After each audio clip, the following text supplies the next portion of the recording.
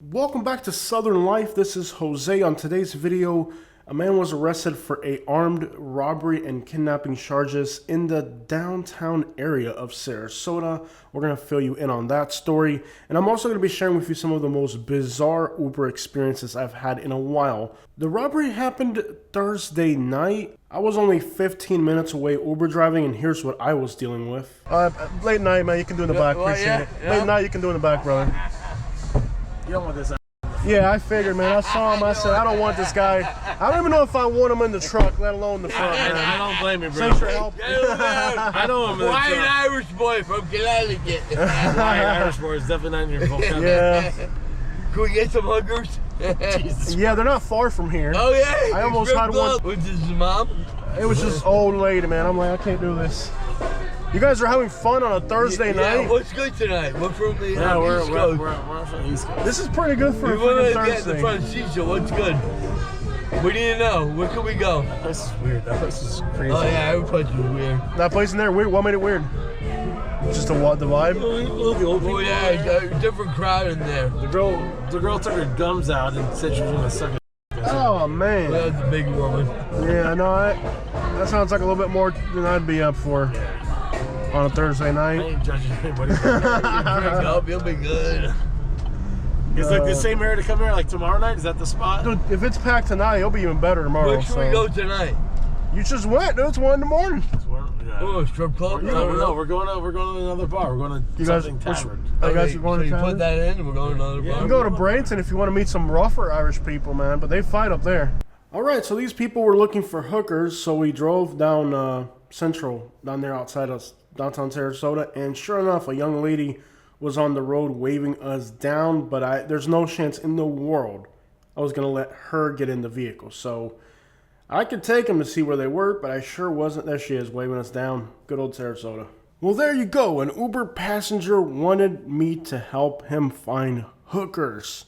I think they were just drinking a little too much and having some fun. I don't think there was any harm intended. And they did tip me very well. They tipped me through the app. And on top of that, they tipped me cash. So they were very appreciative for the ride. And they were fun. You know, when we get drunk passengers, as long as they're fun, I don't care how drunk they are. As long as they are not disrespectful and not violent, I really do not care how drunk they are. However, some of the passengers we ran into on Friday night were definitely problematic. And there was a person that ended up at a Diddy party by accident, kind of. So as I'm dealing with all these drunk idiots, not that far away a scene is unfolding. A man walks into this Walgreens south of downtown Sarasota armed. He's wearing a ski mask, demanding money and holding people up. As all that's happening, I'm just driving Uber to the same area. This is the Walgreens where it happened. You can see it became quite a large scene, of course, dealing with several people who are strong-armed at a Walgreens. So let's take a look at this homie's game plan, right? His idea was to walk inside of a Walgreens armed, masked up, and take money from people. And of course, he also took medication. So that lets law enforcement know that they are dealing with a junkie. So he walks in there armed, demands money, demands pills from the pharmacy, and he runs away. Now, let's take a look at this homie's game plan, right? He lives 1,300 feet away, basically 2 blocks away from this Walgreens. So he's going to walk in and hit a lick at the closest convenience store he could find from his house. So let's go through this guy's thought process for a minute, okay? Here's the Walgreens. He's casing it out. He lives basically like within walking distance, 1,300 feet roughly. And he's thought about all the ways he could make this 1,300 foot run shortest from the Walgreens to his house. Now let's remember for a second that he is a convicted felon. So when law enforcement's trying to determine which idiot in the vicinity decided to stick up a freaking Walgreens, let's not forget he was looking for pills, so they know he's a junkie. They draw up a perimeter, right? So we know the idiot ran. We know he didn't run to the left side of US 41 because those are all rich people, right? So the whole left side of this map doesn't count. Then about 1,300 feet away, you got some crappy neighborhoods, so we know that's where he lives. And let's take a look here. You are a convicted felon who lives 1,300 feet away from the place you robbed. Who do you think would be the first suspect the law enforcement would check out?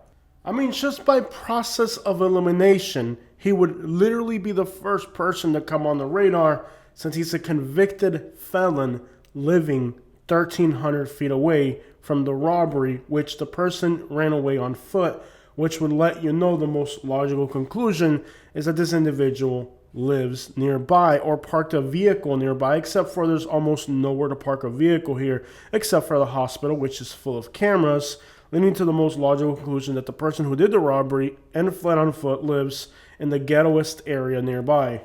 Alright, so this gentleman picks up a robbery with a firearm, kidnapping once, kidnapping twice, kidnapping 3 times, aggravated battery, possession of a weapon by who? A convicted felon who lives only 1,300 feet away, and he also had possession of controlled substances, which he stole from the freaking pharmacy. So if you think that these prescription medications are not that bad that your doctor gives you, look what this guy did for these medications. At the end of the day, this was one of the most desperate and foolish crimes I have ever heard of.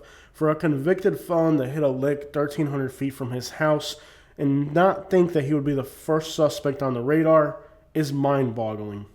I'm not a law enforcement officer, but I do Uber drive in this area, and for a fact, the first thing that crossed my mind when I heard the location of the robbery is that the person lived kind of right in the little area where he lives, or in the apartment complexes across from the hospital. This is kind of a poor rundown area in South Sarasota, so this is kind of where logic would take you. But to think that the person was already a convicted felon, it just cements the fact that this has to be one of the dumbest crimes that's ever been committed in the history of Sarasota.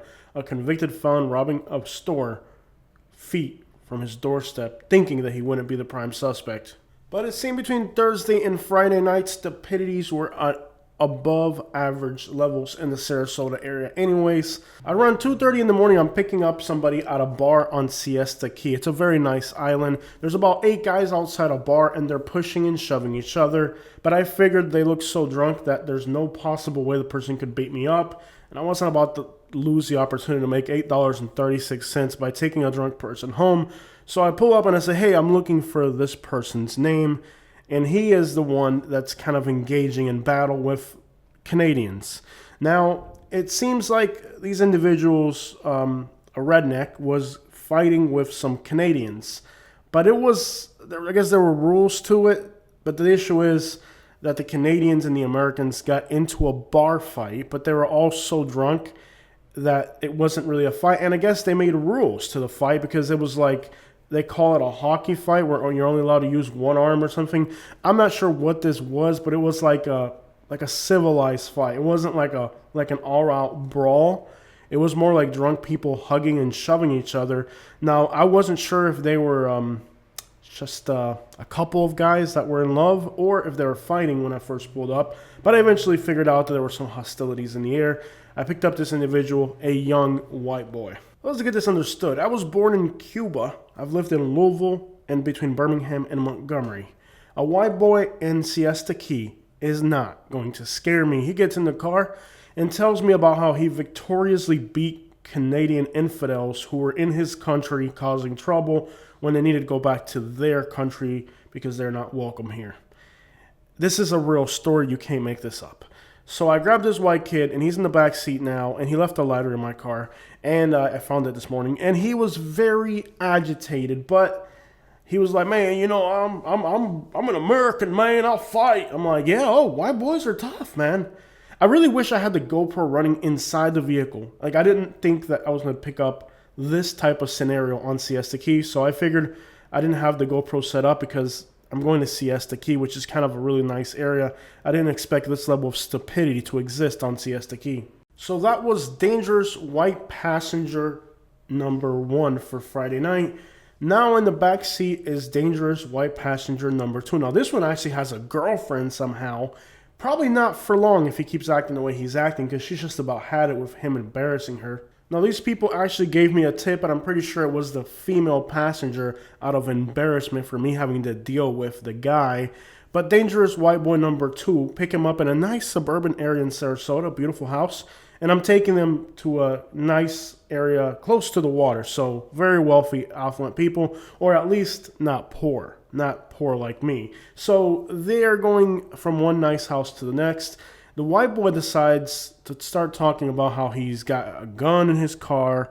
He's got a gun on him, and he's not afraid of nothing, man. I'm a tough white boy. And everybody knows the white boys are the toughest boys out there. So since he was acting tough, I decided to take a little detour to soften his mood a little bit. So at this point, he's scratching his head like, why aren't you going on 41? I'm like, oh, I like to drive down MLK at night. So his girlfriend's like, hey, you should probably like stop at this point. So she's still sober and he's not. And she's just trying to let him know that he needs to have some common sense because she figured out what was happening here.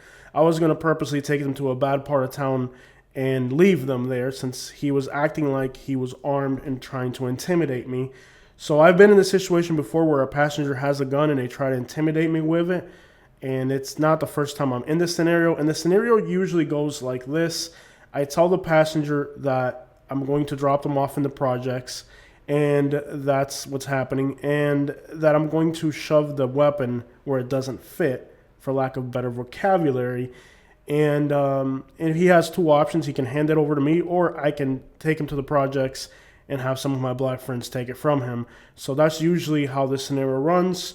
And his girl's like, hey, you just need to shut up, leave him alone, because the girl started to get scared at this point because she realized that I'm no longer driving them to the water, I'm driving them straight to the hood. So this isn't the first time I'm in this scenario where somebody says they have a gun or they flash a gun and try to intimidate me late at night. And basically what I do is I tell them, okay, we're going to go meet some of my black friends that are going to take it from you and see how tough you are. So at this point, the guy is kind of quiet. The girl's telling him he needs to shut up.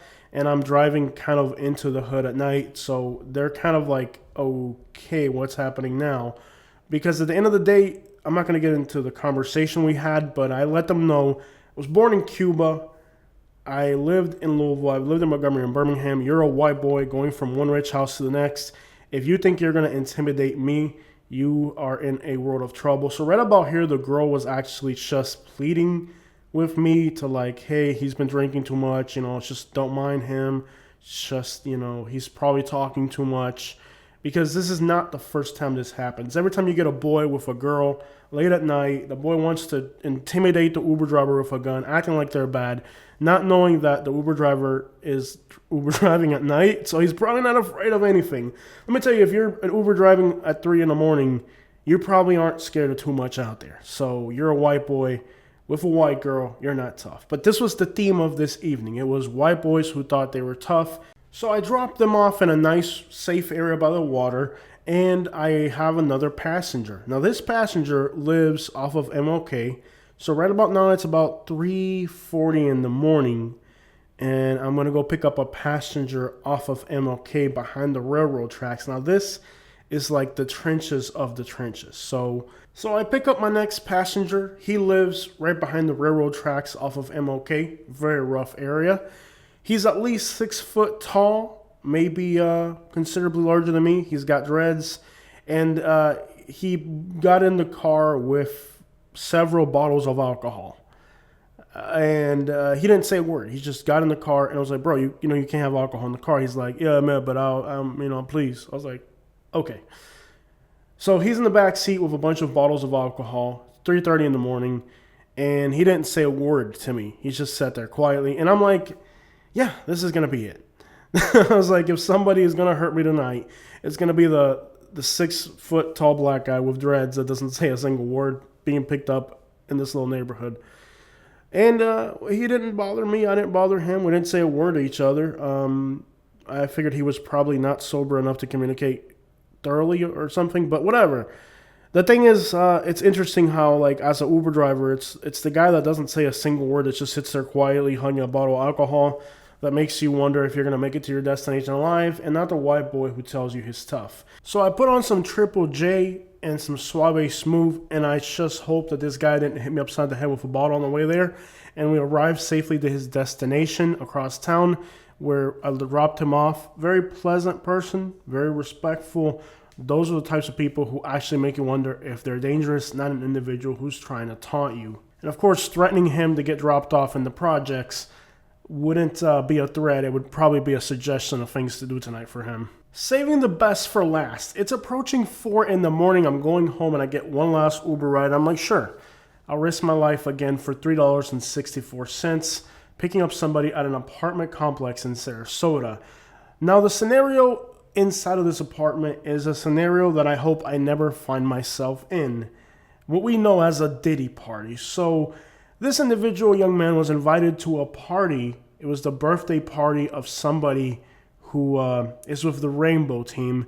And he knew it was a rainbow party, but there were a lot of girls invited. So he thought that he was just going to go to the rainbow party and only partake in the females. But little did he know, these fishermen weren't going to snag a trout.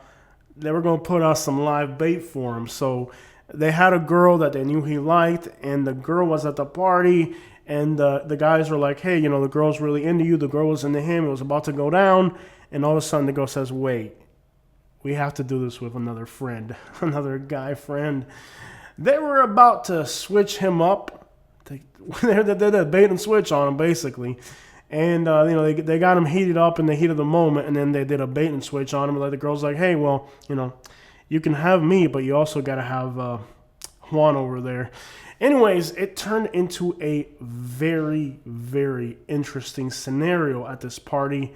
And let's not forget that this is an apartment complex at 4 in the morning, and apparently there's 15 to 20 people inside one apartment having a birthday party. So 4 a.m. birthday party, bait and switch on the homie. Now, I was only 3 minutes away, which might have saved this guy's life, or at least his manlyhood. So I guess in the middle of this situation, this young man calls an Uber, runs outside, and luckily I was only 3 minutes away to come save him before the clowns with rainbows caught up to him. And he should have remembered a Cat Williams quote, when P. Diddy wants to party with you, you gotta say no. You don't go to a Diddy party and think you're not going to get diddled with. You wouldn't believe how many times this happens to me Uber driving in the southern half of Sarasota, where they have these late night parties and all of a sudden somebody needs to leave the party because they figure out it's a Diddy party and they're not getting ready to get diddled. But if you hang out with Diddy, you're going to have to party with him. And just like Cat Williams say, when you get invited to a Diddy party, you got to say no. You can't go to the party and think, well, there's going to be girls at the party. That's a bait. Okay, if you go to a Diddy party and there's girls there, those girls are a live bait scenario. Okay, they're not just going to snag you, they're going to bait you. And this young man figured out last minute that he wanted to hold on to the last sanity of manhood he had, a tight and secure escape for him, an escape from a penitentiary event down there. I don't even know what to call that. But at the end of the day, if you party with Diddy, you're going to get diddled. And this young man should have known not to even be there. I mean, if you get invited to a gay guy's birthday party, even if there's girls there, there's a potential for something else. And, you can't party for free. You got to pay the price. I mean, you think he's going to show up to a Diddy party and take all the girls? That's not how it works, brother. Good thing this young man figured it out before he ended up impregnated down there.